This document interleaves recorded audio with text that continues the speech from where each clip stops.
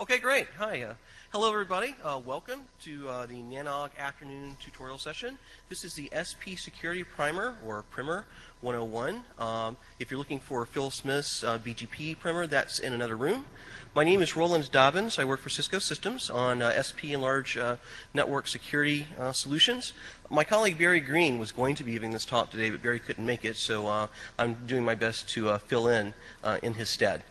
I do work for Cisco as a vendor. However, I have an operational background. I spent 4 of my 5 years at Cisco operating AS109, which is Cisco's network, including the network connectivity for CCO, or as we call it these days, Cisco.com. Cisco is an enterprise, but it's also a large SP-like enterprise, and it's a content provider. Because of www.cisco.com, we have iOS images, we have documentation. We're also an e-commerce shop. Prior to that, I spent several years working for an ASP, doing a lot of credit card processing stuff, again, handling operational security. Prior to that, I worked for Bell Atlantic. So the idea here is to go through and spend some time today talking about tools and techniques that we can use to enhance the security of the service provider network. And we want to be able to use tools and techniques that don't require us to go out and buy a bunch of new stuff. Rather, what we want to do is to leverage the existing network infrastructure that we have, do a little bit of OpEx, a little bit of elbow grease in order to make our lives that much easier. This presentation has been made available. It's downloadable from the NANOG website. The version that you will download says 1.3. The only difference between the 1.3 and the 1.5 that we're using right now is a couple of typos were fixed, and the updated version will be posted. It'll also be posted in PDF format and in editable PowerPoint, because the idea is that you can actually take this presentation back and use it for your own purposes within your organization to do train-the-trainer types of things and those kinds of applications. So, what's our goal today? Our goal this afternoon is to go through 10 basic techniques that basically any SP can do to enhance the security of the network and make the network more resilient, and also make your lives a little bit easier when you're faced with security incidents. This is very much a technology-neutral presentation. We're going to be talking about things that will work on basically any modern router vendor's equipment. And each of these techniques are proven. This is not theoretical stuff. It's stuff that people have done in real life, and it's proven to work over and over and over again. So, when we have a security incident, I think we've all been faced with this kind of situation at one time or another, where we have a DOS attack that gets launched against one of our customers, and the customer gets taken out. The customer's CPE router gets taken out, and our own SP network infrastructure, like our customer aggregation router, for example, gets affected as well. It's kind of an embarrassing situation, and it's not something that you really want to have to explain to management. So what we're going to talk about today is some tools and techniques that will hopefully allow us to lessen the risk of this kind of scenario, so that we can sleep at night, and if we get woken up in the middle of the night, that we can deal with security incidents quickly and effectively, so that we don't have to spend a whole lot of time handling these things. We have multiple threats. We obviously have the botnet threat, which is the big one, where we have tens of thousands, hundreds of thousands, and in some cases, up to 1 million bots. They're members of a botnet. They're used to launch outbound DOS attacks. Sometimes we see spoof traffic. A lot of the time we don't see spoof traffic. We just see lots of traffic. We also see worms that have, they're poorly written, actually, and that have DOS-like side effects that are a result of their aggressive propagation mechanisms. These things can take out the service provider infrastructure. They can take out the client. And, of course, they impact our SLAs and therefore our revenue. Not something that we want to have to deal with. We have an ongoing series of very security-related talks that we do here at NANOG, and you can get more of this type of material from the URL there on your screen off the nanog.org website. So, top 10 list. We have 10 things that any SP can do. I've done these myself. Actually, I've done 9 of the 10 things. I'll leave it to you to try to guess which one I haven't done, and we'll see who's figured that out by the end of the presentation. But the idea is to go through this list, and not to try to pick all of these things and go back all fired up and try to do them all at once. Because if you try to do everything at once, you're not going to get anything accomplished. Instead, what we want to do is touch on the important aspects of each of these 10 things we can do, and then take that knowledge back home, and then pick one and start working on it iteratively. So we don't want to try to boil the ocean, right? So the first topic here is preparing your NOC. Every service provider needs a NOC. whether it's an actual room where you do shifts in the NOC and you have your various monitoring and provisioning equipment and software set up, or if it's even a virtual NOC where you have tools that are available where you can SSH in or VPN in and get to them, you need to have a NOC set up. Anybody who's worked in a NOC generally has some pretty definite opinions about what constitutes a NOC and what tools are needed in a NOC. So sit down, think about it, make a wish list. Talk to a colleague, get your colleague's wish list, and then try to make it happen. And again, we're not talking about going to management and asking for a big space-age Star Trek-like facility. That would be cool. But we can, by making use of open source tools and making use of things that we have lying around, we can actually build a pretty good NOC and not have to spend a lot of money. And that's really important. No NOC is perfect. There's always going to be room for improvement, and as personnel turnover happens, we have different folks with different skill sets. The needs of the customer base change over time, so the NOC is always going to be an evolving kind of thing. It's not static. So, what is an OPSEC team? Every service provider should also have an operational security or an OPSEC team. Some SPs have dedicated OPSEC personnel. For others, the OPSEC personnel are actually a subset of the escalation team. Sometimes they're embedded with the NOC staff as well. It's really important, though, that there is a designated OPSEC team which has not only the responsibility, but the authority and the empowerment to do something about security incidents when they take place on the network. It's very important that these folks are identified and that all of the major areas of the service provider are covered. Everything from backbone engineering to BGP specialists, IGP specialists, et cetera, et cetera. So, what do SPs need to do?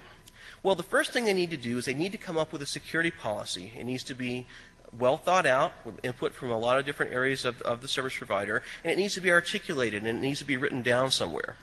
Once we have a good security policy defined, we then get the resources that we need to implement that security policy. Sometimes that can take the form of firewalls, it can take the form of encrypting various types of control plane traffic that we haven't encrypted before, authentication, audit systems. We need to be able to monitor the network and see what's happening on the network. We need to have the ability to respond when bad things happen on the network that we need to do something about. We need to practice. That's really key. We don't want the first run of our OPSEC team and the first experience that our NOC has figuring out how to deal with security incidents to be a live incident. Instead, we need to train, we need to prepare, we need to try to extrapolate realistic scenarios and come up with playlists as to how we're going to deal with them. Again, we can't ever be 100% sure that we're going to cover every contingency, but we try and cover as many as possible. And of course, when we deal with security incidents, we want to take that knowledge back and incorporate it into our playbook so that we'll have that experience for everybody else to share the next time something bad happens. Postmortems are really, really important. Root cause analyses are really, really important.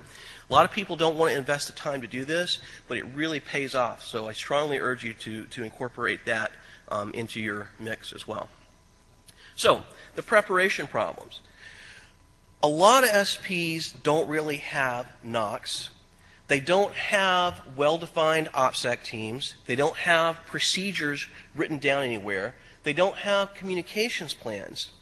And so, when a security incident takes place, it's a mad scramble, rushing around trying to figure out what's happening and then what you're going to do about it. How many people have been in that situation before? Few honest folks here, okay, I know I have, and it's not a pleasant place to be. So what we want to do is to emphasize that it's really important to take the time to do these things up front because it will really pay off for you and for your customers moving forward. We developed a 6-phase incident response methodology that has proven to be pretty effective. Most people work through most of these phases anyway, but sometimes it's a good idea to actually write it down and identify some of the various components of each step. It gives us a way to think about handling security incidents. It also gives us a way to describe things to management and to explain to management what it is that we're doing and why. So, 6 phases. Preparation. This is where we get our tools, our techniques, our OPSEC teams defined, our areas of responsibility, our communications plans, and get all that stuff in place so that we're ready whenever an incident takes place. Next phase is detection, identification. Finding out that something bad is happening that we need to do something about.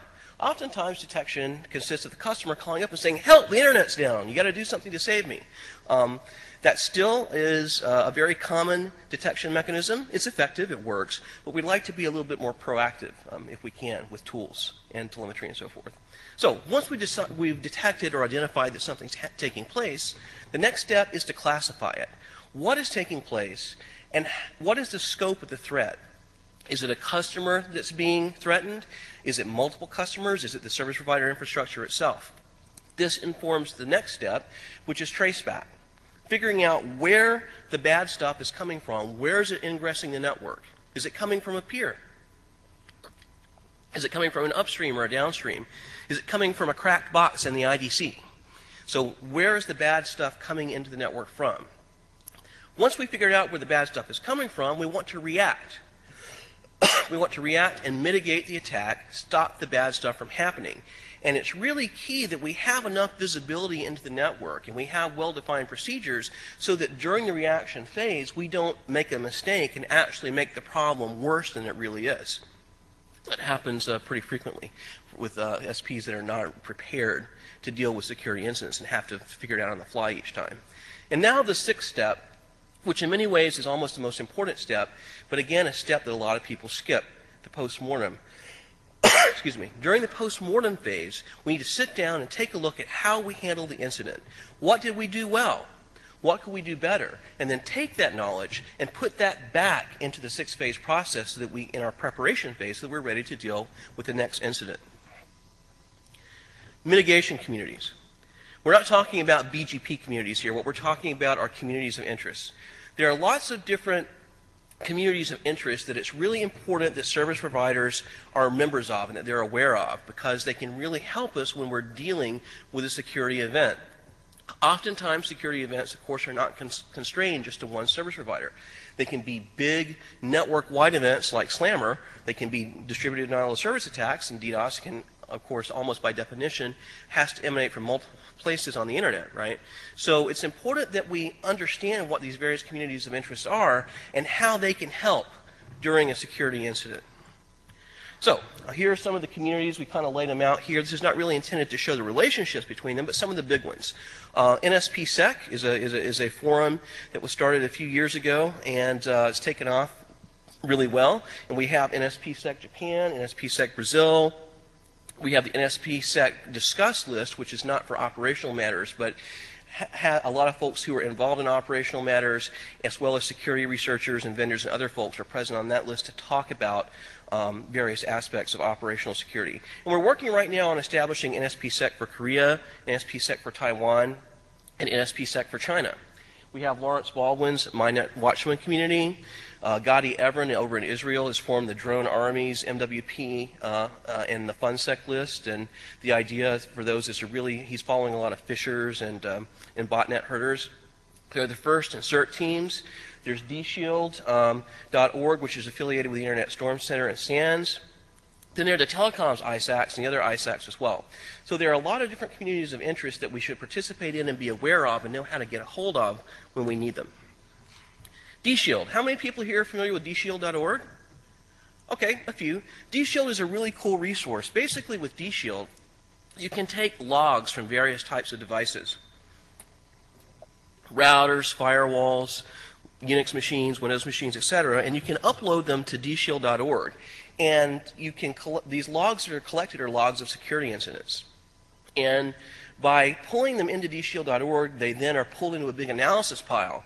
And the data is shared with everybody else that we can look for trends, things like an uptick in a particular protocol or port, an uptick in probing certain types of applications. It's a really valuable community resource. It's funded and operated by ISC, and I really recommend that you participate in it. You can get started with it at home, just on your broadband connection. There are clients, like I said, for various types of operating systems, and it takes logs from many different types of network devices. So get started on your home broadband connection and contribute to this because it's kind of a macroscopic view of what's happening on the internet in terms of port scans, probes, and things like that. Pretty useful. NSPsec. How many people here have heard of NSPsec? Okay, a few. An NSPsec is a closed and vetted forum that consists of network operators, people who have the enable password and are responsible for an ASN and can do something when bad stuff happens. There's a lot of vetting that takes place, so the NSPsec list is not open. The NSPsec is also a confidential forum. It's kind of like Fight Club. We don't talk. The first rule of Fight Club is we don't talk about Fight Club. First rule of NSPsec is that we don't talk about the specifics of what goes on within NSPsec. That confidentiality is really important, but we end up with large and small service providers around the world, as well as representatives from each of the major vendors on there, so that when DOS attacks happen, when worm outbreak happens, when there are security incidents that affect multiple providers, that there's an easy place to go for help. It's not perfect, but it certainly has proved to be a pretty effective communications mechanism. SQL Slammer was a good example of that, as to how well it was handled by the big SPs.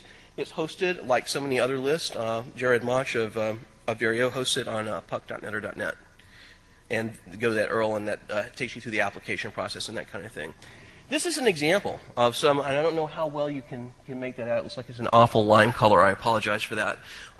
This is an example of some of the email traffic that you see on the NSPsec list. For example, I've been working an attack against this /32. We're seeing traffic coming in from these various service providers and this particular exchange point. It's hitting both of these /32s on TCP/53, appears to be sourced from this network. I've got it filtered, so it's not bothering my customer anymore, but it's still pummeling my routers. Could folks please take a look-see and do some traceback to see if you can push this all the way down to its source and remediate it? So that's just an example of the kind of email traffic that we see on the NSPsec list. Very routine, mundane, operational, but it's effective and gets the job done. So, a day in the life of a service provider. Something bad is happening. We want to throw up blocks and stop the bad traffic from ingressing our network. We throw out the blocks. Then we use the NSPsec community to work with other service providers so that they can continue to block the bad stuff, trace it back through their networks until, again, we get to the source of the attack and then stop it at the source. It's about trust. Inter-provider mitigation requires trust. You have to be able to trust that the folks on the other end of the phone, that the folks on the other end of the email list know what they're doing, that they're responsible, that they're going to react. They have to trust you to know that you're not yanking their chain, that you're providing accurate, timely reports of things that are happening so that their time isn't wasted. Again, it's very important for a lot of legal reasons as well as other reasons that this information doesn't get out and shared throughout the entire world. All applications for membership in NSPsec are vetted, and you have to have at least 2 folks to vouch for you. There's a number of conditions that are laid down on the URL that was mentioned earlier. Also, all the list members are re-vetted every 6 months. So that if folks change job functions and they're no longer operational, yet they failed to inform the moderators, they forgot to or what have you, we at least find out then and move them off the list. The custom is with NSPsec that if you change out of an operational job, that you do let folks know, and they will then take you off the list. So, NSPsec's not perfect. It's an email list in a community. It's not the ultimate solution, but it has had a very positive impact on the overall security posture of the Internet as a whole.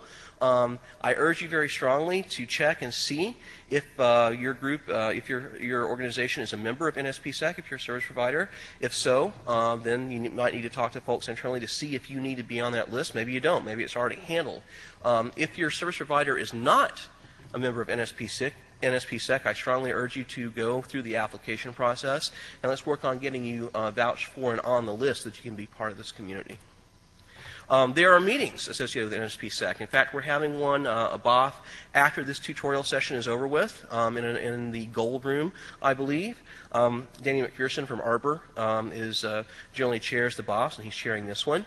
In EMEA, Hank Nussbacher holds the RIPE security BOF that's held at RIPE. And then in Asia-Pac, we also have security BOFs at Apricot. And Derek Tay and Dylan Green from Juniper chair those. So CERT and FIRST. CERT, Computer Emergency Response Team. FIRST, Forum for Incident Reporting and Security Teams. It's a very important resource. It's important that service providers become members of the relevant CERTs and of the FIRST team. It's really important because it's, again, another confidential community. where a lot of information sharing takes place. Good way to learn who your peers are working for other service providers and for vendors. It's also really important for vendors to join the FIRST as well. That way, we have a forum in which hopefully inter-vendor cooperation can take place in dealing with large security incidents and issues which affect the internet as a whole.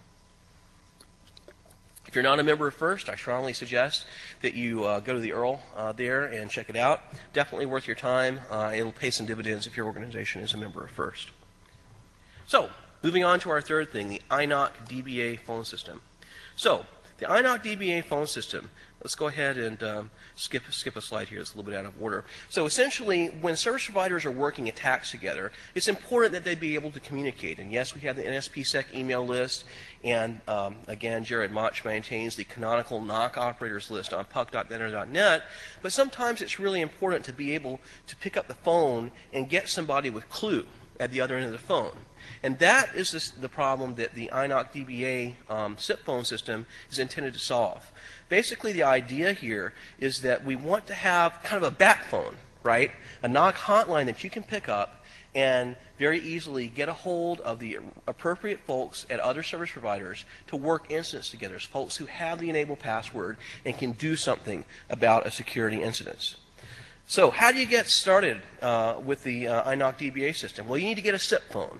There are lots of different hardware SIP phones around. You know, Cisco makes them. I think Linksys makes them. Lots of people make them. There are also soft phones as well that work for different operating systems, for Windows, OS X, Linux, etc. So you just need a SIP-capable phone, and then you need to sign up at the URL there. Packet Clearinghouse operates the INOC DBA. Bill Woodcock, a lot of you know him. It's kind of the head guy there. And then find a couple of peers on that list and check it out. INOC DBA stands for Internet Dial by ASN.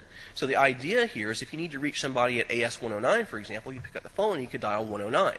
And the phones would ring and you would get somebody who could deal with something having to do with AS 109. You can also have sub-extensions underneath an ASN. For example, Barry's phone number is 109 and then 100. So that's his extension under AS 109. Cisco sponsors it. If you have a hardware-based phone with a SIP image, great. If you have a soft phone, great. If you don't have a phone, we actually provide phones, 7960 phones with SIP images, and if you register and let the folks at Packet Clearinghouse know that you need a phone, they'll send you one. Not very hard to set up, actually. It's a pretty straightforward setup process, easy to get it going. Just takes a couple of minutes. This has proved invaluable and surprisingly resistant during SQL Slammer. When we had problems with networks going down, the system was resilient and it stayed up and people were actually able to use it. So it's proven to be surprisingly resilient. We've had some folks get large numbers of phones for their personnel. We even have people who carry their phones around with them to conferences like NANOG and plug them in so that they can be reached. And it's not used just for security incidents. Once it's there, you can use it for other types of inter-provider consultation as well. We want to make sure that the INOC DBA phone is not abused. You don't want to stick it somewhere in an area where you have a bunch of first-tier people working on it. You really want to make sure that the appropriate personnel are empowered to use the INOC DBA phone, and they know that when somebody calls, it's not going to be a customer or somebody who's clueless. It's hopefully going to be somebody with a clue who actually has an actual problem that needs to be solved. We've run into a couple of issues with folks who have IT departments that for some reason or another don't want to enable the fix-ups or the plugins to allow SIP through a firewall. If you run into that kind of problem, sometimes if you just go to your security, your enterprise network security people for your internal network, and you explain to them that this is a security tool that you need to be able to use in conjunction with your service provider colleagues, they'll go ahead and open up the firewall for you. If they can't, or if they won't, you can always take it at home and plug it in at home off your broadband connection. A lot of people do that because oftentimes they get called in the middle of the night anyway when something bad is happening. We've had a couple of broadband service providers who have actually gotten broadband connections pulled into their NOCs as if they were customers so that they could bypass the firewall and get the SIP traffic up and running. So be creative. There are some ways around it. You can, with a soft phone at home, if nothing else, participate in INOC DBA. Pretty important. So, point protection. It's very important that the network devices themselves are as secure as we can make them. We want to make sure that only authorized personnel can get into the devices to configure them. We want to control the kind of traffic that can reach out and touch our network infrastructure. And then we also want to be able to audit the configurations to make sure that no unauthorized changes have been made. That can sometimes be an indicator that something bad is happening. We need to perform a risk assessment on our own network.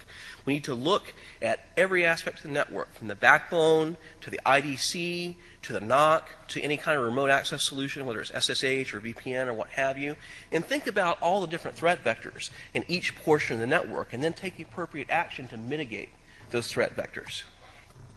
So, very basic thing is make sure that we know that everybody in the world can't SSH, because we're all turned off Telnet, right? We're all using SSH. I know that. Clueful crowd here.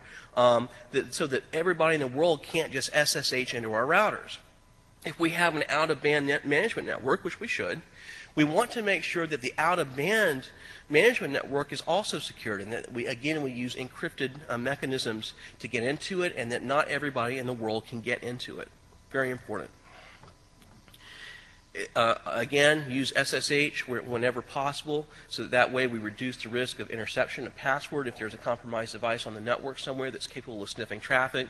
If we're using SSH, they won't be able to sniff our username and password and then get into the device. AAA, extremely important. Set up AAA so that we're not relying on local accounts on the devices themselves. Instead, we can centrally control access to the device, and in lots of implementations, we can even do per command authorization so that we can restrict what various tiers of support personnel are able to do.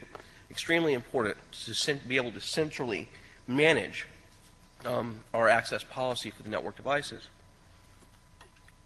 Radius is not a good idea for AAA, for ISPs. Why is that? Well, we've gone to the trouble to use SSH clients, so that we're encrypting our logins, our passwords, our enable passwords, those kinds of things. But if we use AAA, that stuff gets sent, with Radius for AAA, that stuff gets sent in the clear. So it's really important that we make use of a AAA method that encrypts the username, the password, and other information that's sent between the AAA servers and the network devices themselves. One-time password is also a good idea. If you can get a one-time password system installed, it's another layer of protection. Again, nothing is perfect, but it raises the bar. It lets us know that at least at the time of login that it was an authorized network engineer logging into a device instead of potentially a miscreant or an attacker who sniffed a password and a username somewhere. Protecting the AAA infrastructure from being DOSed is really important as well. Can somebody tell me why an attacker might want to DOS AAA infrastructure? Anyone? Well, one reason is that besides having a AAA infrastructure, a lot of people go ahead and put in a local account on a router, on a switch, so that they can log in if the AAA infrastructure is down. We've seen attacks where attackers go after AAA infrastructure and they DOS it, and because the service provider has not secured control plane traffic access to the device itself, management plane access to the device itself, you will actually see an attacker going in there with SSH or Telnet and trying to brute force crack the local account, which, more times than it should be is Cisco. And so that's we see that happen fairly often, actually. So it's not something that's rare or theoretical. So it's really important that we protect that AAA infrastructure and we harden it just as we would any other part of the infrastructure as well. We can even put the AAA infrastructure behind a firewall and use stateful inspection on the firewall to further secure it from unauthorized access, and have firewall rules that limit access into the AAA infrastructure from the beginning, and then also limit the access from the AAA servers out only to the network devices that they need to provide authorization for. And then we need to distribute our AAA servers as well. We don't want to go to all the trouble of implementing AAA and then have it as a single point of failure on the network. So it's really important to have a distributed AAA infrastructure so that if we have a network partition type of event, we can still make use of AAA and log in, authenticate on the devices themselves, and also have a command history and the logs that we can go back later on if we need to for any particular reason to backtrack. TACACS Plus, there are open source implementations of TACACS Plus available. We have one on ftpeng.cisco.com. You can go and download it. There's also an extended TACACS++ server. It's a fresh meat project. You can go there and download that, stick it on a Linux box, FreeBSD box, Solaris box, what have you. And then Shrubbery.net also has some various modded versions of TACACS available for download as well. So again, you don't have to go and buy anything to do this. Just take a Linux box, FreeBSD box you have lying around, download the open source implementation, and get started. So back in the old world, back in the old days, basically anybody could reach out and touch a router. They could ping it, they could telnet to it, they could SNMP query it, they could try to SSH into it, what have you. And what we would do is we would go ahead and implement things like our VTY ACLs and our SNMP ACLs and those kinds of things to restrict the access to the device. So I would be able to reach out and touch a router. I could generate SNMP traffic and send it, and it would make it all the way through the service provider network to one of the core routers.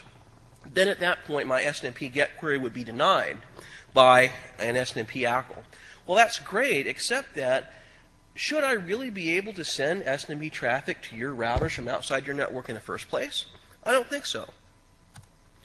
What we want to do, instead of relying on the device self-protection, we want to actually filter out all the junk that we know should not be headed towards our network infrastructure from outside of our network. Let's just go ahead and stop that stuff at the ingress points to our network. Let's stop it at the peering edge. Let's stop it from our downstreams, from our upstreams.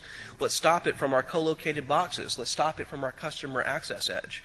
It's really important that we do everything in our power to limit the amount of traffic that can reach out and touch the routers, because we can end up with accidental or deliberate DOSes if we rely solely on things like SNMP ACLs and VTY ACLs and things of that nature. And of course, one of the nice things about ACLs in general is that on higher end boxes you often have hardware acceleration, so that the ACL processing is taking place on an ASIC, and generally speaking that's going to provide you a far more robust kind of resistance to attack than letting things leak up to the process level with things like SNMP ACLs and VTY ACLs and things of that nature. Monitoring the config of the devices is also extremely important. Oftentimes the first indication that we could have if we were paying attention that an attack was taking place on our devices is that unauthorized commands start being executed on the routers, and those commands end up changing the config of the router. So it's really important that we go out and grab our configs of our devices on a regular basis and then audit them to ensure that the configs are conforming to our standards and that we don't have anybody who is unauthorized tinkering with our routers and our switches and our network infrastructure. There are some really cool tools to do this. One of the most popular ones is called Rancid, the really awesome new Cisco config differ, but it's not Cisco specific. You can use it for Junipers and other types of routers as well. There's also another tool called the RAT tool. It stands for Router Audit Toolkit, that not only will help you audit the configuration, but you can actually assign scores to different things like VTY ACLs and SNMP ACLs and BGP peer authentication and things like that, so that you can actually take these configs and run them through the RAT tool, and it will generate a security score to tell you how relatively secure each one of your routers is. Pretty useful tools. Again, these are open source tools. We don't have to spend any money. We just need to take some time, download them, and set them up, and start using them. So, protecting the edge. So again, the old world, what we would do is we would go ahead and secure each of our core routers individually. Every router was accessible from the outside. In the new world, we want to make use of filters to stop random traffic from coming in and touching our network infrastructure, unless it's something that we really, really need. So we want to basically erect a force shield around the core of the network. Generally speaking, there are very few reasons why you need to receive network traffic towards your routers.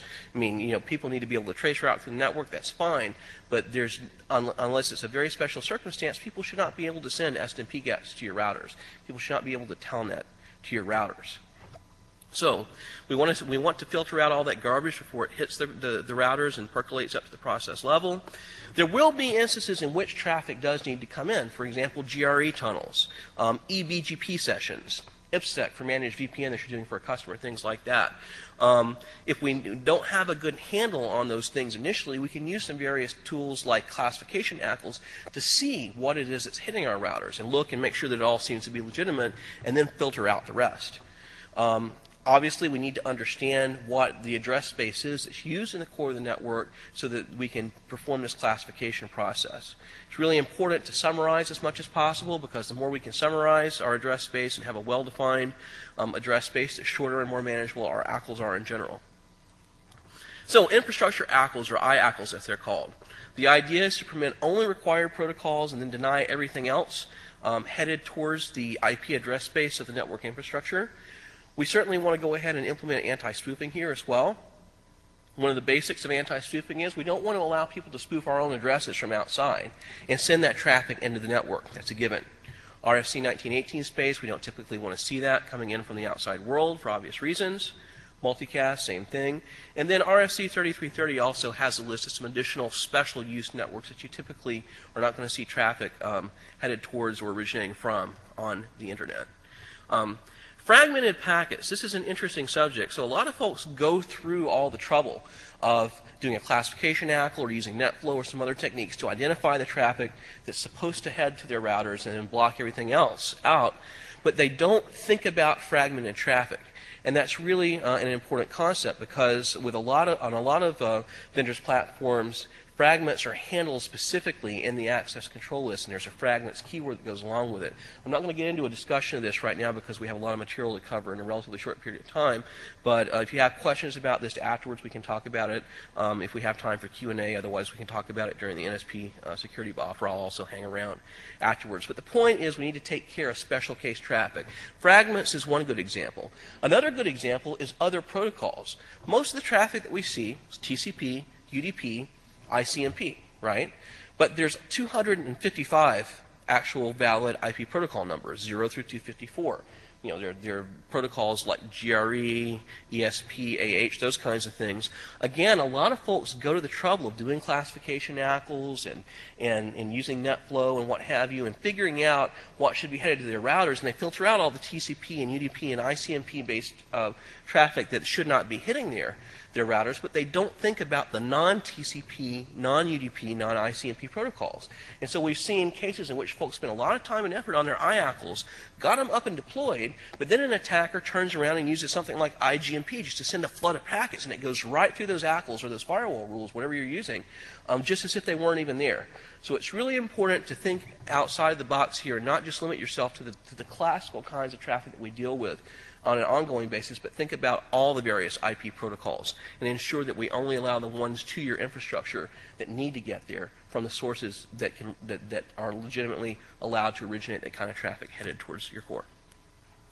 So another important point is that once we've gone to all the trouble to develop this infrastructure ACL, we have to put the permit IP any at the end there, else we could have a problem when we went to deploy it.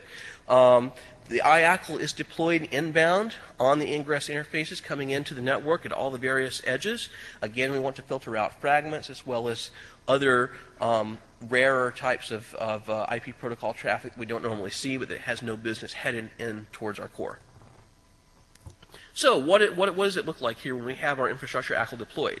Well, for example, we know that the loopback range is something that we don't want to let in. And so if we're seeing traffic that purports to originate from the loopback address range, we know that it's spoofed, and we're going to drop that traffic at our edge, not even let it in towards our core. So what if we have traffic coming from a legitimate source? You know, in other words, it doesn't appear to be spoofed, but it's headed towards one of our routers. Well, unless there's a legitimate reason for that traffic to head to our routers and be able to touch them, we should just go ahead and deny it and drop it at the edge. What's an example of traffic that we want to let in?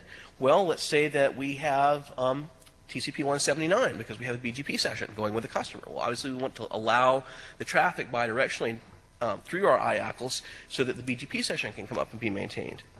Again, maybe we have an eBGP multi-hop set up for some reason. And again, we need to make sure that we poke holes through our infrastructure ACLs to allow that session through so that it doesn't get blocked when we deploy the IACLs. IP options are another special case. IP options provide control functions for certain types of IP traffic. The most famous instance of this is source routing. It's required also for RSVP. Options are typically not handled in hardware, even on ASIC-based platforms. And so what we want to make sure that we do is that we take a hard look at the use of options in our network, and various types of hardware from different vendors typically they have the capability, most vendors have the capability these days to filter out options or to just simply drop them or ignore them. So make use of those capabilities if your hardware has it. Make sure that you leave options on where you need it. For example, if you have RSVP deployed for some of your Quaz stuff. But the idea here is, again, we're just simply minimizing the amount of traffic that can reach out and touch the router, or the amount of transit traffic, in this case, that can cause stuff to bubble up to the process level and consume CPU on the router RP. We want to make sure that we don't bite off more than we can chew with IACLs. We want to do an iterative deployment, so we pick a very wide range of protocols initially and that we're going to allow through, and then we slowly narrow it down by observation, and we get more and more and more granular as time goes on. That way we avoid making mistakes that could cause outages as we deploy our IACLs. Again, we're going to classify. We can use a classification ACL to start classifying the traffic headed towards our network infrastructure. We can use NetFlow telemetry to do it. We can sniff, if we have a place in the network that's appropriate to sniff the traffic using TCP dump or something like that. Flow level traffic generally is a little bit easier to manage for something like this, or a classification ACL. Now, something to remember here is as you go through this classification process, just because certain types of traffic shows up in the classification ACL, or it shows up in NetFlow, it doesn't necessarily mean that that traffic should in fact be headed towards your routers. So it's really important to take common sense here and take a look at the stuff and see if perhaps you're going ahead and catching some bad stuff as you go through the classification process. With ACLs, you can also use the log keyword to actually log the ACLs and send them off to a syslog server. Be advised, on certain platforms, certain types of equipment, this can cause CPU to go up because it has to actually, the device has to generate the syslog messages and send them out. So if you use ACL logging as part of your classification process, make sure you keep a good eye on it to ensure that it doesn't end up adversely affecting your router's performance. So once we've gone through the classification process, we've audited it, and we think we have a pretty good idea excuse me, of the type of traffic that actually should be headed towards our network infrastructure devices, we want to go ahead and deploy the IACLs. And it's very important that as we deploy the IACLs that we watch the ACL counters to see if we're getting lots and lots of hits. If we see a whole bunch of hits on something that we have decided to deny, for example, we might have missed something that's legitimate that needs to be headed towards the network infrastructure, or it could be that we're coming under attack as we deploy. Again, don't forget that IP any. How many people here have forgotten permit IP any at the end of an ACL before? A couple honest folks. Okay, it's not pretty when we do it, so let's remember that at the end of the IACL we need that permit IP any so that we don't end up with that default deny. And now we have a very basic IACL. We've carved out a large swath of traffic that was headed to our routers. It's no longer pummeling them, and that's a good thing. We can rinse and repeat. And again, we start out at the macro level doing some basic protection. As we learn more about the network, we deploy more instrumentation, and have a better insight into our network traffic that's headed towards the core, we can then refine these ACLs even further and make them more granular. So again, we go through, we look at after we've filtered out the protocols at the macro level, we then look at source and destination IP address pairs, and maybe make that part of the next iteration of our ACL, where we actually restrict the source IP and destination IPs of certain ports and protocols. We go ahead and deploy that on our network. So once we deploy the IACLs, we essentially have that force shield erected around the core of our network. It's not perfect, but it certainly is beats having nothing at all. There may be some places where you can't deploy IACLs because of certain circumstances, because of hardware limitations, things of that nature. Always need to keep that in mind. It's very important to understand the capabilities of your hardware before you do something like this. You don't want to find out that a particular older piece of hardware that you have doesn't really like to run ACLs until you go and deploy it, and you end up causing a network outage. So it's really important to secure that. And again, once we've gone ahead and deployed our IACLs everywhere we can, what we want to do next is to try to work on securing the control and management planes of each router, each switch on the network. So, remote trigger black hole. Remotely triggered black hole filtering is a very useful reaction and mitigation tool. It allows us to very quickly drop traffic at the various edges of our network. And the nice thing about it is that we don't have to type conf t on our routers that are actually routing traffic. Instead, we can have a trigger router that uses BGP as a signaling mechanism to signal other routers to drop the traffic that's causing a problem, a DOS attack, traffic that's related to a worm outbreak, things of these natures. And of course, the nice thing about this too is that the drop happens at IBGP speeds, propagating across the network, so it's very quick.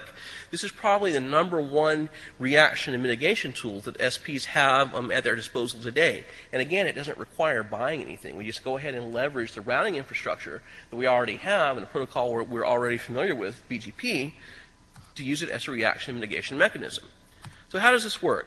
So we see some bad traffic, we've identified it, that something bad is happening, and we want to block the traffic. So we have a trigger router. It could be a router, it could be a Linux workstation running Zebra or Quagga or something like that, and we actually go ahead and trigger a routing update that goes to all of our various edge routers and essentially advertises a specific route for that destination, a very specific route, so that all the traffic headed to the destination that's under attack gets sucked down into the bit bucket.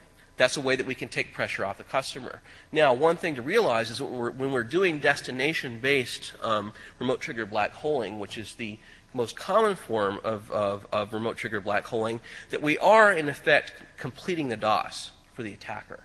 So that's something to consider as we do this. It's an important tool in the toolkit, but we need to understand the side effects of it as well. And of course, the bad traffic heads into the bit bucket once we've black holed it. And again, as we work that inter-provider mitigation that we were talking about earlier in the context of NSPsec, remote trigger black hole filtering is the most common tool that service providers use when they're working a large attack in conjunction with other service providers as well.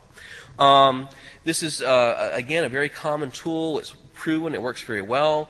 We have some documentation on how to do it. And again, this is not Cisco specific. This works with just about any kind of router that speaks BGP. There is a variation of this called source-based remote trigger black hole routing. There's an anti-spoofing mechanism in Cisco land. We call it unicast RPF. Other vendors have a similar type of mechanism. And on certain devices and platforms, you can actually combine the remote trigger black hole routing with the unicast RPF functionality so that you can do source-based black holing, which is a really powerful tool because you're no longer completing the DOS for the attacker. Instead, you're able to actually block out the sources of an attack.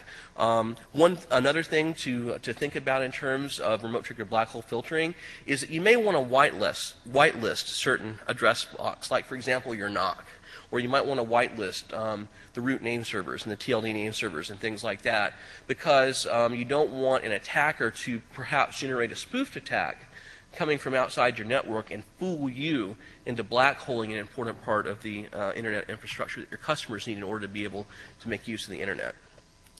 So moving right along, another one of the 10 things that we want to work on is sinkholes. How many people here are familiar with sinkholes? Okay, a few. So the idea behind a sinkhole is, again, we're going to leverage BGP. And this time, instead of taking the traffic and dropping it at the edges of our network, what we want to do is to take traffic that we're interested in and pull it to a designated portion of the network where we have some instrumentation set up. Maybe where we have an Armon probe set up, where we have a box running TCP dump, a box running NTOP, something like that. And so we can take that traffic and suck it across the network and pull it down into our sinkhole, and then we can analyze it and see if the traffic is bad traffic and if maybe we need to do some filtering or do something about it. We can also use sinkholes as a way to monitor attack noise and scans. We can take some unallocated address space and advertise it out of the black hole and essentially see what we suck in. And that's also pretty interesting to do that and log all of that stuff so that we can go back and analyze it. There was actually a pretty good tutorial a few nanogs ago on this. There's the URL for it. I recommend that you check that out, get the presentation, watch the VOD. Again, here's the basic premise here. 172.168.20.1 is being attacked. It's a /24. We have a sinkhole network over on the side there somewhere hanging off of our network. And what we do is we advertise a more specific route for the IP in question, which in this case was 172.168.20.1.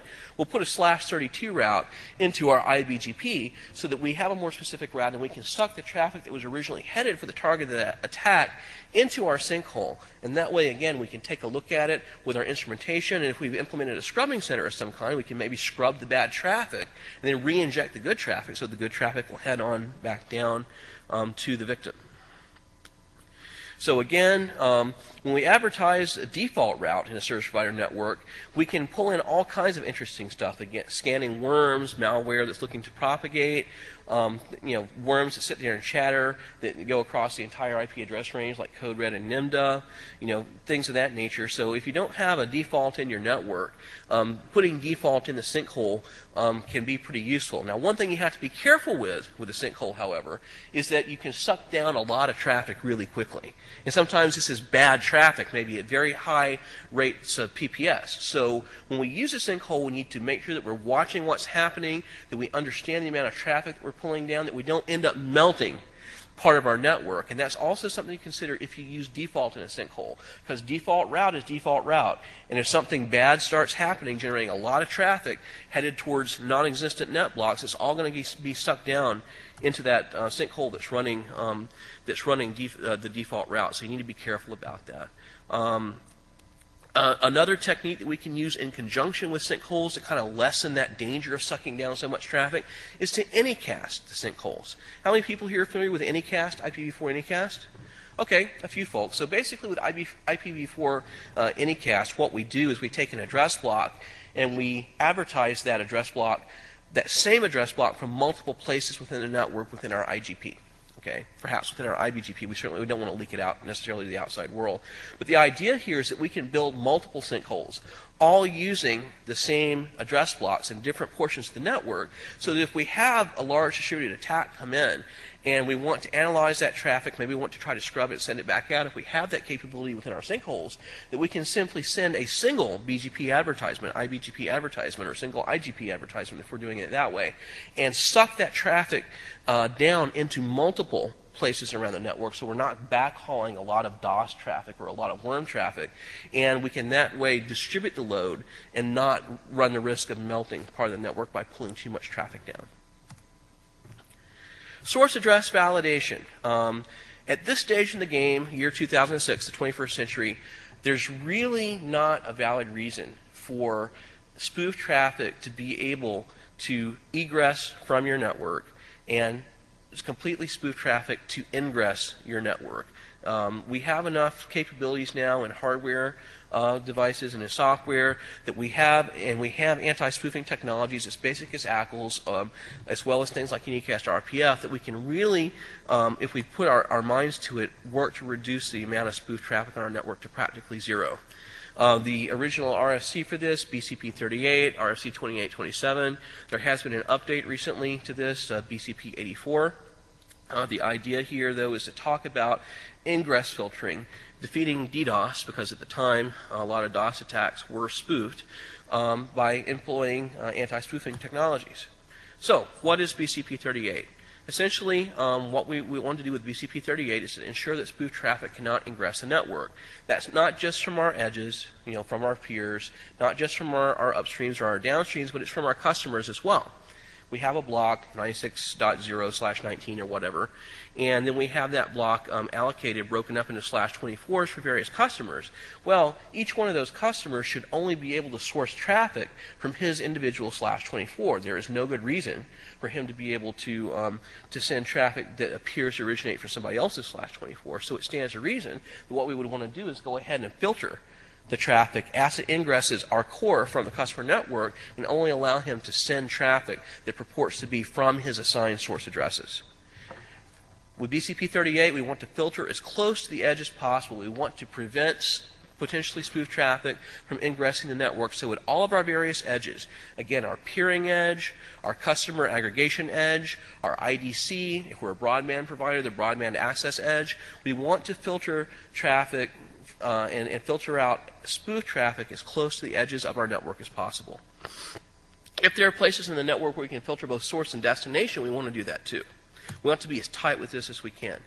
There are lots of techniques to do this. The most basic one, again, is ACLs. Just about every kind of device that routes IP packets supports ACLs of one kind or another. If nothing else, we can use ACLs for our anti-spoofing mechanism. You can have, in many cases, dynamic access lists that are provisioned via AAA profiles. When a customer signs in, with Radius, for example, we can pop an ACL dynamically down on the access device as first layer 3 hop. There's unicast RPF, which is a very effective anti-spoofing mechanism. On the cable side of things, there's cable source verify, packet cable multimedia.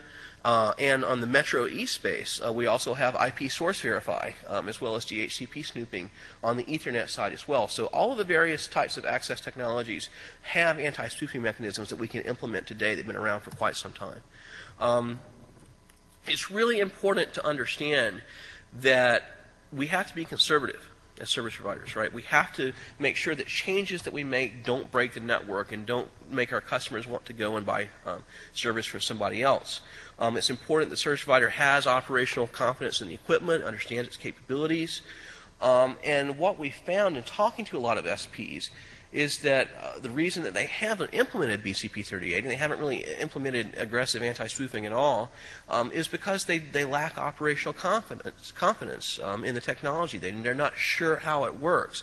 They're not sure how it's going to work on their older hardware, right? And so what we need to do is to gain the knowledge through testing and through piloting these technologies to figure out what works on our equipment and then move forward with it. So, how do we do this? Well, we don't rush out and turn on unicast RPF everywhere. We may have line cards that will fall over if we do that. We may have older devices that simply can't do it. We may have devices that don't allow us to run ACLs on them, right? So instead of rushing out and trying to deploy BCP38 throughout the entire network, what we want to do is to have a very phased iterative approach. So, the first phase here is to work with your vendors, Cisco, Juniper, whomever. Go into their labs, talk to them about it, find out what the capabilities are of the equipment, play with it in the lab. Then, once we have a good idea of what the equipment that we have is capable of doing, the next step is to pick a router and a port on a router. Do a pilot deployment there. See how well it works. Take the lessons learned and then replicate it. Next thing, we move up to a whole line card on a router with all the interfaces on that particular line card. Let that run for a while, make sure it works okay. Let's do the whole router at that point. Once we let that stew for a while, it's good. We took some lessons learned. We then deploy it on multiple routers. And then once we have operational confidence in the various types of anti-spoofing technologies that we're using, we can then write it all up a standard operating procedure and put it into our standard configs and deploy it throughout the network. Again, you don't want to do this kind of thing as a flag day. You want to do a phased, iterative approach, and that's true of all the things that we're talking about today. So, it takes time and patience to do this. It doesn't work for everyone. Going slow and steady is a good idea. We've had several SPs who've done a good phased, iterative approach to this, taking about a year, and you end up with 40,000 ports. Running, unicast RPF for anti-spoofing at the end. So it can work, and it does work, and it's something that we really strongly urge you to take a look at. So what can you do to help? Cut the excuses. Let's go ahead and get to it. Find ways to gain operational confidence. Again, it's really important that we have a good feel for how well the technology works on our equipment. Be patient. Be persistent. Don't expect instant success, but just do it steadily as you can with all the other things in your work queue. One day you'll wake up and you'll have anti-spoofing deployed throughout the entire network. Pretty nifty. So, control plane protection. This kind of goes along. It's the next logical iteration after we've done our IACLs, right? Once we've done our IACLs and we stopped all that garbage from coming in the network and reaching out and touching our core routers, the next thing that we want to be able to do is to secure our control plane. Sorry about that. There are some really good documents that have to do with securing BGP and various BGP attack vectors, for example. We have the URLs here on the screen and in the presentation. There are updates to these. We have some research that we've done at Cisco that we make publicly available as well. Team Cumbria do a lot of this kind of thing. You can go and find quite a bit of information on likely attack vectors for BGP and then some of the mechanisms for dealing with it. So, what are some ways that you can whack a BGP session and take it down? One thing you can do is try to saturate the receive path queues on the BGP speaking router. Saturate them, BGP times out, session goes down. We cause a DOS. We can try to just saturate the link, just fill the pipe up. We can try to mess with the TCP session itself, to drop the TCP session so that it's no longer cohesive, and we again cause a DOS that way. Or if we can affect the IGP and cause the IGP to drop, at that point we cause a recursive routing lookup failure, and BGP won't work either for iBGP. So all the normal attack vectors that people use to attack computers apply to routers. I mean, routers are, after all, computers, right? They're special purpose computers running a special purpose operating system, but they're computers. So social engineering, brute force attacks with passwords and usernames, DOS attacks, all those kinds of things can and will and are used to attack routers each and every day. What does an attacker need to be able to do to successfully attack a router? He needs to be able to get into the router itself, or he needs to be able to get into the network somehow to use that as a hopping off place for attacking the router or routers that he's really after. So, saturating the receive path queues. Most modern routers have various receive path queues in hardware or in software. If we saturate the device, we saturate those queues, again, we basically squeeze out the valid packets. We squeeze out the valid packets so that they can't communicate, and we have all this garbage filling up the queues and saturating it. Again, BGP times out, drops the BGP session. It causes a DOS because traffic can no longer be routed across the network. DOS attacks saturating the link will definitely knock out your various types of control plane packets. It doesn't matter if it's PAWS, ATM, Ethernet, what have you. If we can cause the link to drop, at that point that drops the next hop out of the fib, and again will cause the BGP entries to go away. It's a very effective brute force attack. We see it all the time. It used to be that we thought that dropping a TCP section, required an inordinately large number of packets to get the in order to send the TCP session down. We've learned that that's not necessarily the case. If we can successfully spoof and inject traffic into a TCP session and then send an RST or a SYN flag, which is RFC compliant behavior, we can cause the TCP session to reset.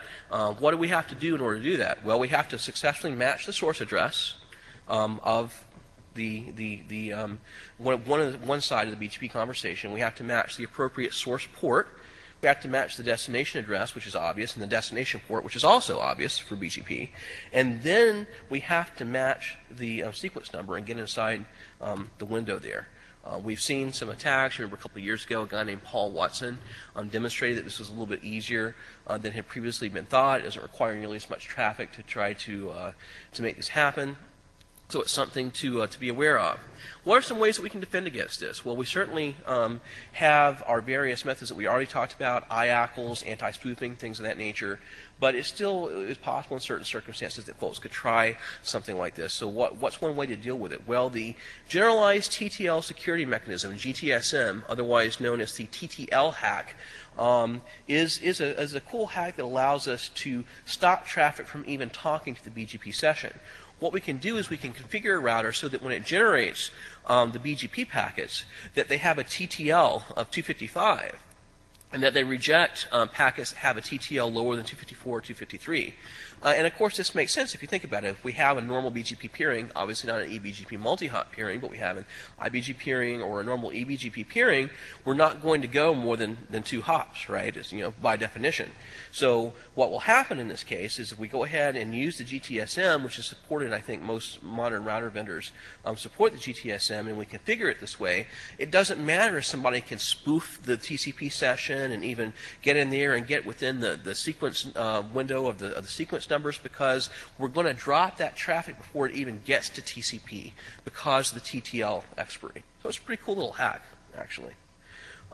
Another thing that we want to be able to do is secure our routing connections, right? So we want to authenticate our routing so that we know that this is an appropriately configured peer on the other side, that it is indeed under positive control of the people that we think it's under control of. So routing authentication is a good way to do this.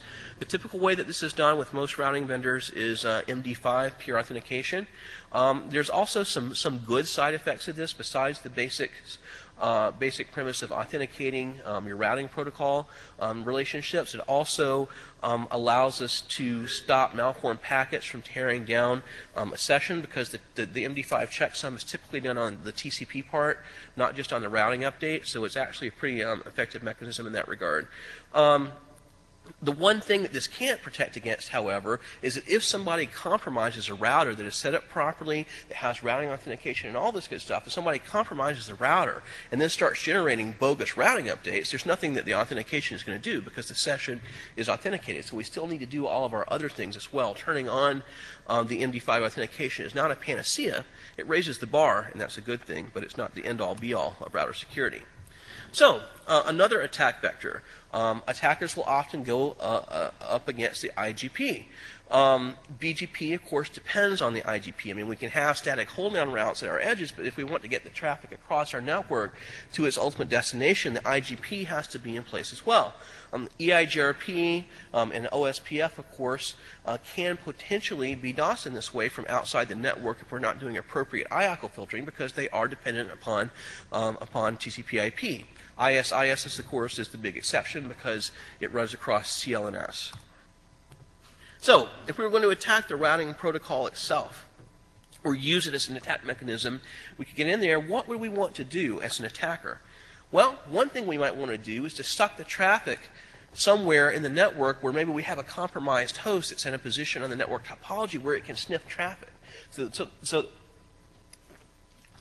that we essentially create our own sinkhole, right? So that we can pull the traffic paths and look for usernames and passwords and banking information and all kinds of good stuff. So that's one way to do it. Another way is to overclaim address space that we really don't have the authorization to route for in the first place, and essentially cause a DOS on somebody by advertising a portion of a net block with a longer, more specific prefix. Another way is to underclaim, so we actually go and we get rid of routing statements so that we're no longer advertising net blocks that we are supposed to be advertising for our customers. And again, we cause a DOS that way as well. So once an attacker can get into a router and manipulate the routing, there's a lot of different things that he can potentially do. So what is a prefix hijacking? First of all, how many people here have been victims of prefix hijacking in the past? A few people? Okay. Definitely something that's unpleasant to deal with.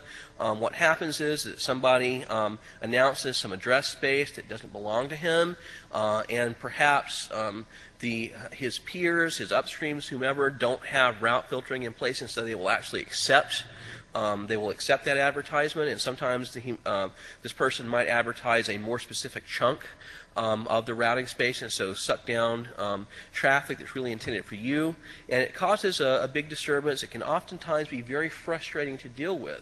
Again, this is an instance in which being part of a community like NSPSec has its advantages, because you can quickly get a hold of folks at other service providers who can, if nothing else, filter out these bogus routing advertisements until you can get hold of the people who are actually doing it.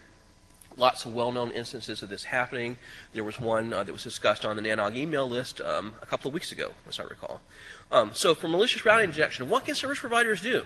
Well, certainly we can do ingress prefix filtering on our customers. If we have customers that are speaking BGP with us, we want to make sure that we use distribute list or prefix list or whatever the appropriate route filtering technology is, so that not only are we filtering out via ACLs their source addresses of their IP packets, but we also want to filter out a routing advertisement so that they can't accidentally fat finger something and send out a bogus routing advertisement and end up hijacking somebody else's space. Definitely something that we need to be able to do. Where would we want to prefix filter? Well, we certainly would want to prefix filter bogon space and unallocated space advertisements coming in from our peers, from our upstreams, and from our downstreams. Why is this? Well, people will either they'll fat finger something and they'll send a bogus routing advertisement for unallocated space. You can say, well, what's the big deal? There's no harm, no foul. That net block has not been allocated yet. Well, that's true, but oftentimes spammers use this as a technique. They'll actually go and identify a net block that's not been allocated yet, and if they have managed to crack a router at a service provider that does not do good egress filtering, and it has some peers who are not doing good ingress route filtering, they'll actually advertise an unallocated net block and then send a whole bunch of spam from it for a while, and then they'll withdraw the route, and so it makes it hard to find them. This is a technique that we see used fairly often. So it's very important that we prefix filter at all the edges of our network with as much specificity as possible, so that we are not accepting obvious bogon routes, that we're not accepting obviously unallocated routes for unallocated net blocks, and we certainly don't want to be able to accept somebody else's routing advertisements from our customers. Now, there are always exceptions to this. of course, but generally speaking, these are the principles that we want to follow. Again, we have bogons and special use addresses. IANA maintains, they are the canonical authority for allocated net blocks. There's the URL where you can go and check. Team Cumbry also carries a nice set of filters that are based around these, and every time a new net block is peeled off and allocated, those example filter templates are updated.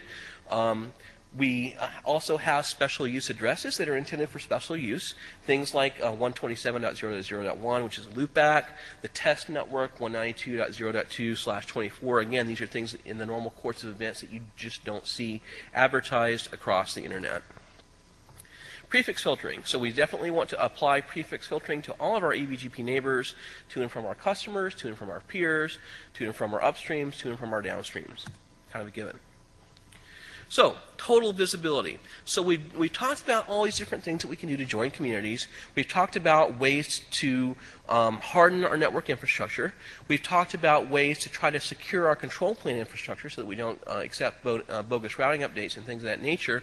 Now what we want to do is extend our visibility in the network and really get an eye for what's happening on the network. If we understand what's normal for our network and what's normal for our customers' networks, we then have a better chance of proactively detecting when something abnormal and potentially bad is happening so that we can figure out what to do about it. SNMP, very basic kind of telemetry that's available. Just about every device on the planet supports SNMP with various MIBs and capabilities. Having an SNMP monitoring infrastructure is something that's extremely important. You can use it to monitor CPU. You can use it to monitor available memory. You can use it to pull routing table dumps. You can use it to pull configs for auditing, all kinds of interesting things. And of course, again, there are a lot of open source tools out there to allow us to use SNMP so we don't have to go and buy a lot of expensive hardware and software. Armon. How many folks here have Armon probes or use them? Anybody? One person? Okay.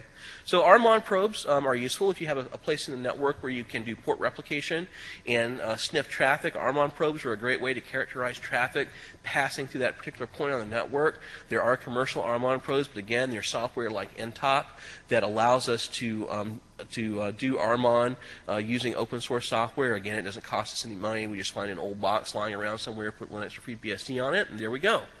We also have a lot of links in the addendum at the end of this presentation that tell us about more of SNMP, Armon, and other types of tools that we use. The real key here when we're talking about listening to the network is that we have all these various types of telemetry in the network. We have the routing table, we have flow information, we have syslog, we have Armon, we have the ability to sniff packets and those kinds of things. And just like the new holistic medicine approaches that doctors tend to take, we want to make use of all of these various types of telemetry so that we understand the health of the network as a whole. It's really important. And the information is there. That's the thing, is we're actually leveraging the network itself if we do this. So the information is all there. We just simply have to be able to collect it and analyze it and then operationalize our use of that information. So there's a lot of open source tools out there that allow us to make use of NetFlow telemetry. How many people here are familiar with NetFlow? Okay. How many people here actually use NetFlow? Okay. Good number. So NetFlow is a form of telemetry that is generated by routers that provides descriptions of traffic headed through those routers as well as traffic to those routers. Cisco originally came out with NetFlow. A lot of other vendors have implemented it. Juniper had an implementation. I think there's the SFlow project that a couple of vendors support, and now there's an actual standard for flow-based telemetry, an IETF standard called IPFix that all the vendors are working to converge on, so that you can have a common set of tools analyzing flow telemetry from different vendors. There's a lot of open source tools out there that allow us to do traffic characterization with NetFlow. Here's an oldie but a goodie flow scan, and we're taking a look here at a traffic dump from the University of Wisconsin. It's based on NetFlow analysis. And so we see a real drop in traffic, and we have an annotation down there at the bottom that's saying, hey, we had an outage and here's why.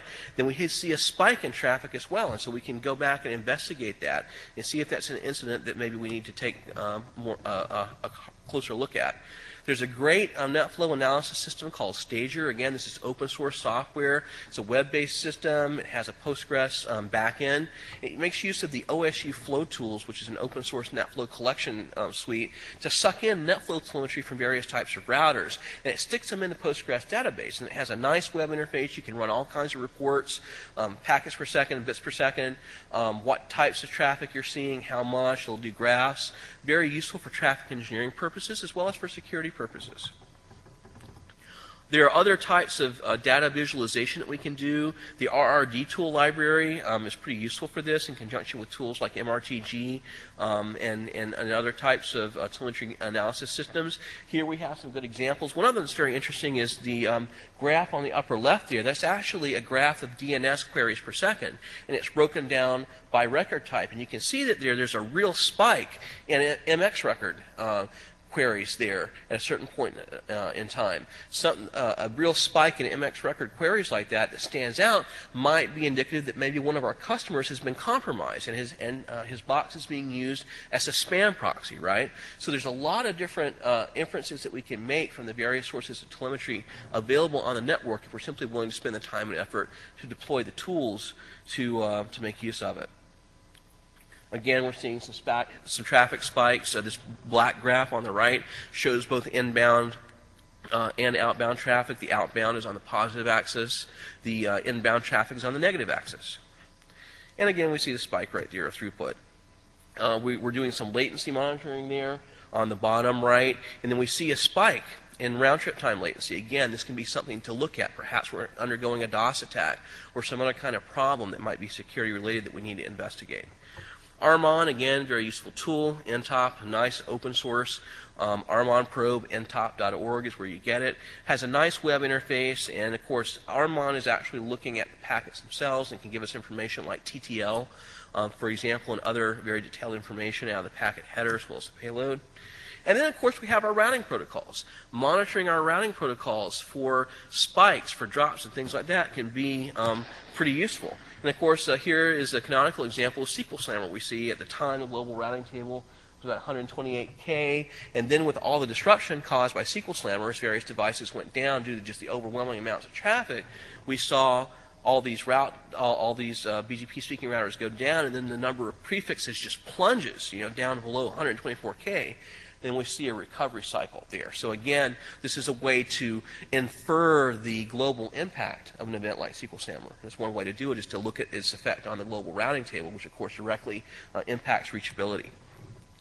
Taking NetFlow and routing data and putting them together, we can do all kinds of sophisticated peering analysis to make sure we're peering with the right folks, to make sure that our traffic ratios are being honored and that kind of thing, as well as do billing for customers, etc. And it's always a good idea when we're looking at these different forms of data, if we see something that looks weird with one source of data, like NetFlow or like BGP, that we then go to another form of telemetry, another source of information, to see if this is just an anomaly that affects one particular portion of the network, or if we're seeing the effects ripple through the network. And that's generally when we see a confirmation from two very different types of telemetry, like NetFlow telemetry and routing telemetry, that something is happening. That's a pretty good indicator that it's not a false positive, that, hey, there's something here that we really need to investigate and take a look at. Syslog, of course, an oldie but a goodie. This is the de facto standard for logging information across every kind of device imaginable: routers, firewalls, IDS systems, load balancers, you name it. Can generate syslog messages. We talked before about the fact that on certain platforms we need to be careful if we're going to log ACLs so that we don't overwhelm the CPU of the router. One of the nice things about syslog is that it's a UDP-based service, and so we can use an anycast addressing technique to actually distribute our syslog infrastructure throughout our SP network, and then have our devices configured to export syslog just to one or two addresses, and then they'll just simply, via the magic of anycast, go to the nearest syslog instantiation and log the data. If we're doing that kind of distributed syslog collection, it's really important that we have some kind of back-end database that we ultimately dump all the syslog syslog information into so that we can go through and correlate it and put it all together. A lot of folks use MySQL, Postgres, some of the various open source databases to simply log the syslog information and go back and do queries on it. Syslog has a concept of facility numbers so that we can actually, on most devices that generate syslog, we can specify the facility number that they generate in case we want to segregate our log files out that way on our collection systems. Syslog NG is a newer form of syslog that's available from balabit.com. It's open source, and there's a good how-to on syslog NG and some of its functionality located at campin.net at that URL. NTP. NTP is often an overlooked network service, but it's really critical. Why is that? Well, for one thing, if we're processing lots of syslog information, for example, if we're processing NetFlow telemetry, if we're processing anything, any kind of information from the network, we need to be able to ensure that the timestamps marry up so that we can do our auditing and our analysis. Otherwise, we don't really have a good idea if we're seeing a widespread event on a network or that something real is happening. It's valuable for auditing purposes as well. We're syslogging our routers and people log into the routers and their config changes made, and maybe something gets broken or something suspicious is happening. We want to be able to go back through our logs and audit them to see who made what change where and at what time it was made. So deploying NTP across the network is really, really important for a number of reasons. There's also an NTP MIB that's actually available where you can grab time information from the routers via SNMP. And there's actually some work going on. Folks are trying to figure out if we can detect if bad things are happening on the network by looking at time skew and NTP jitter. It's very interesting. It's early days yet. Some folks have some ideas about it. They're taking a look at it. So NTP is something that I think you all probably have deployed on your network. Raise your hands if you have NTP deployed. A lot of people. Okay, some of you who don't need to go ahead and get it done so that all your logs are in sync and you don't have any uncertainty when you go back to audit or you're trying to correlate. And of course, sometimes there's no substitute for just looking at the packets themselves. We don't typically start analyzing an event by looking at packets. We generally have some macro level indicator like NetFlow or routing protocol or SNMP, CPU spike on a router, something of that nature. But once we've identified that something is taking place, sometimes we just need to get in there and capture the packets and take a look at them and see what's going on. A lot of information, obviously, all 7 layers of the OSA model are represented with the packet capture. This particular screenshot is of Ethereal, which is a nice open source protocol analyzer available from ethereal.com. It's multi-platform. It works on Windows, Linux, FreeBSD, Solaris, OS X, you name it. Really strongly recommend it. Personally, I tend to do a lot of packet capture using TCP dump at the command line. And then what I do is once I've done that from a box that's somewhere in the network, I then download that capture information into my PowerBook here and run Ethereal, and that way I can use the nice graphical tools. They have all kinds of tools. For example, you can trace TCP sessions throughout a large capture, so it really helps you visualize what's going on and get to the bottom of something. So we have a lot more information here towards the back here. We really want to urge you to move forward with this stuff. We talked about our 6-phase methodology. The first phase of the 6-phase methodology is preparation. Well, as a matter of fact, we're all already embarked on that. Everybody in this room, by coming to NANOG and by coming and listening to this tutorial and participating in it, you've already embarked on the preparation path. So now we just need to continue down that preparation path and take all the various things that we've talked about, pick one, and start working on it to deploy it throughout the network.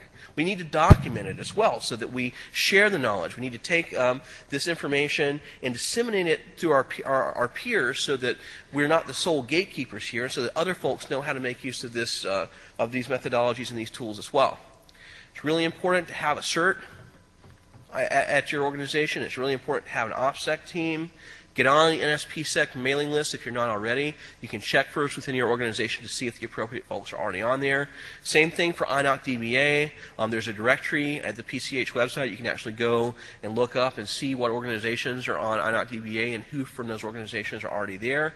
Know how to get in touch with your various vendor security team. For example, at Cisco, we have the CERT, we have security alert at cisco.com, and then you can go to www.cisco.com/security to get all this kind of contact information. Your other vendors have similar types of resources. You need to make sure that you know how to reach them as well. Be prepared. Have this stuff written down. Have a plan. Have tools set up and ready to go so that you're not scrambling around in the middle of an incident trying to re-engineer your network.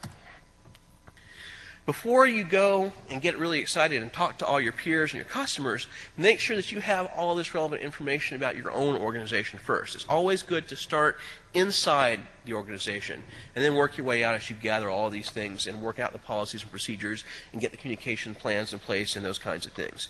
Make sure that you have all the relevant email addresses, phone numbers, cell phone numbers, pagers, web pages, and all of that. And in addition to having it stored somewhere electronically, make sure that you have a hard copy. Because if the network's down for some reason, if there's a big problem, a big DDoS attack, a worm outbreak that disrupts the network, it's important to at least have a piece of paper where you can try to call somebody on a cell phone or get a hold of someone via another method. So make sure you have hard copies printed out, kept updated, and distributed to the appropriate members of your OPSEC staff.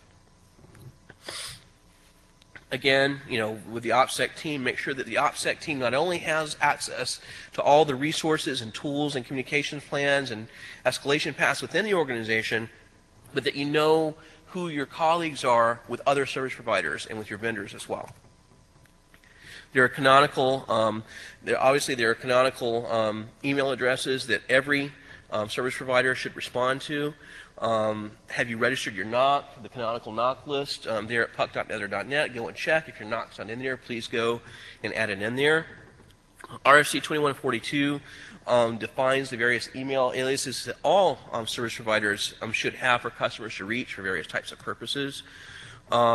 It's really important, and we're seeing a lot of customers, enterprise customers especially, are really insisting that from their service providers, from their vendors, that they have a /security web page off the root of the domain. So here at Cisco, for example, it's www.cisco.com/security. It's important that you ensure that all your vendors make use of this. So it's a quick thing to go. You don't really have to remember it. If you're looking for information in a hurry, that you can get there. Make sure that you have all the incident response contacts for your vendor, 7x24 contact information, pointers to all the various BCPs that they support, their security policies, etc. Same information for your customers. I mean, I can't tell you how many times, I've had to deal with bad stuff happening, originating in a customer site, and I didn't have the contact information to get a hold of them to make it stop. It's very important that just as you have all this information from your vendors, you have it all from your peers, your upstreams, your downstreams, other service providers, that you have the same level of documentation kept as up to date as possible for your customer, so that you can get on the phone with your customer, reach them via email when something bad is happening, they start pummeling your network. Really important. Remember to communicate. It doesn't help to have all of these various RFC compliant email addresses set up if nobody is actually reading the email and responding to it. Autoresponders are fine. Hey, okay, here's an auto response. We got your email. We'll deal with it. But then deal with it, right? If you have the capability of doing so, fix it so that these various RFC compliant email boxes maybe have the ability to automatically open a ticket in your ticketing system. That way it doesn't get dropped on the floor. There's nothing more frustrating than going and identifying an abuse at email address and sending information there and then never getting a response. The certs, the various certs. The original cert, of course, was cert CC. The names vary. Sometimes you'll see them called ARTs for Incident Response Team or CCerts. Start with cert.org and first.org and work your way down there to find the ones that you're interested in. Collect all the information again from your peers. Make sure you have all the contact information, that you understand the security policies of your peers, of your vendors, of your customers. One thing that you don't want to do is be overly dependent on any of your vendors. The vendor should be your partner. The vendor should be able to adequately explain how his equipment works, provide you with BCPs and that kind of thing, and work with you as a partner in dealing with security incidents, but don't count on the vendor to run your network for you. He's not going to have the same knowledge of your network, your traffic, your customers, your peers that you do. So don't be overly dependent on your vendor. There are certain responsibilities that you need to make sure that all of your vendors live up to. You want to be able to have 24/7 tech support. You should not expect the vendor to run the network. Make sure that your vendor is a member of FIRST. Really key. Put that on RFPs, that your vendor should be members of FIRST. That way you know that your vendor is a member of at least one body of knowledge and information sharing, so that when there are large internet-wide security incidents or other things, that you know that there's at least vendor representation from your vendor the first team. All the rest of this is just a bunch of links going to various sources of information on some of the topics that we discussed. Again, the presentation is available for download. We'll have an updated version with a few typos fixed shortly. It'll be made available in PDF and PowerPoint format. Initially, we'll see if we can get an open office format presentation there as well. This is open source material. You can take it back, incorporate it into your presentations to use within your organizations, to talk to management, etc. I hope it was useful. You've been a great audience. Thank you very much.